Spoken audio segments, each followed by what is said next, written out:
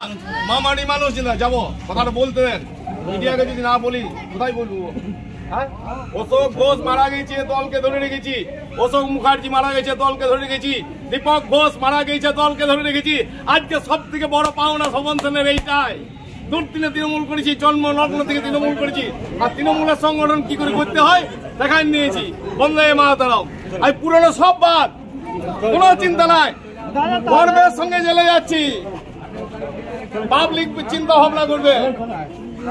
বালিঘাটের টাকা ভাগাভাগিকে কেন্দ্র করে গত মঙ্গলবার খয়রাশোল ব্লকের অন্তর্গত কাকরতলা থানা এলাকার জামালপুর গ্রামে দুই গোষ্ঠীর মধ্যে মুড়ি মুড়কির মতো বোমাবাজি হয়, যে বোমাবাজির ঘটনায় একজন আহত হন। আর এই ঘটনার পরেই নড়ে চড়ে বসতে দেখা যায় পুলিশকে।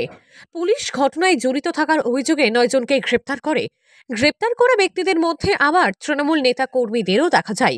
পাশাপাশি এই ঘটনায় কাকরতলা থানার ওসি পূর্ণেন্দু বিকাশকে সরিয়ে দেওয়া হয়। দাদা পুলিশ কেন ধরলো? পুলিশ কেন গ্রেপ্তার করলো আপনাকে? সবই বুঝতে পারছেন, নেতৃত্ব দিই। কোথায় জামালপুর বাড়ি আর কোথায় হরিদাসপুর, 18 কিলোমিটার দূরত্ব।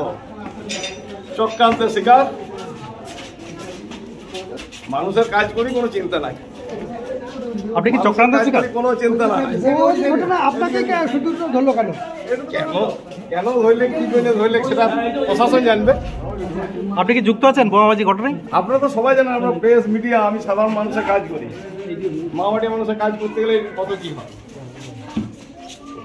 বোমাবাজির এমন ঘটনায় গ্রেপ্তার হওয়া 9 জনকে বুধবার দুবরাজপুর আদালতে তোলা হলে আদালত শেখ আনারুল হক ওরফে হারাধন এবং শেখ আবু বক্কর ওরফে গুলজার দুজনকে দুদিনের পুলিশি হেফাজতের নির্দেশ দেয়। পাশাপাশি তৃণমূল নেতা স্বপন সেন সহ বাকি 7 জনের জেল হেফাজতের নির্দেশ দেওয়া হয়। দেখুন, আমি আগেই বলেছিলাম যে এখানে দলের কোনো ব্যাপার নয়, পার্টিরও কোনো সংস্রব নেই। এখানে যেই ধরনের ঘটনা ঘটে থাকে তারা দুষ্কৃতকারী, কাজে দল কোনোভাবে এদিকে বরদাস্ত করবে না এবং প্রশাসনকে বলা হয়েছিল যে যতটা সম্ভব অতি দ্রুত তাদের বিরুদ্ধে ব্যবস্থা নেওয়া হোক এবং তাদেরকে গ্রেপ্তার করা হোক।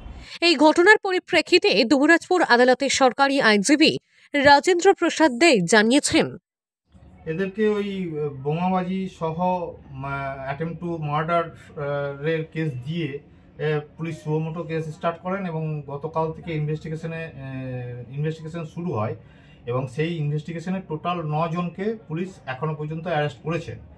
এর মধ্যে ওই এরিয়াতে যখন তদন্ত চলে তখন বেশ কিছু মানে বোম বিস্ফোরণ হয়েছে বা বিস্ফোরণ করানো হয়েছে। হ্যাঁ, সেই রকম ধরনের ইনক্রিমিনেটিং আর্টিকেলও সেখান থেকে পুলিশ সিজ করে এবং টোটাল 9 জনকে অ্যারেস্ট করে আজকে আদালতে তোলা হয় এবং আদালত সমস্ত দিক বিচার বিবেচনা করে আদালত তাদের যে বেল পেয়ার সেটাকে রিজেক্ট করেন এবং 7 জনকে 26/2/2025 তারিখ পর্যন্ত জেল হেফাজতের নির্দেশ দেন। আর 2 জন শেখ আনারুল এবং আবু বক্কর, এই 2 জনকে পুলিশ পুলিশের আবেদন মোতাবেক 2 দিন পুলিশ হেফাজত মঞ্জুর।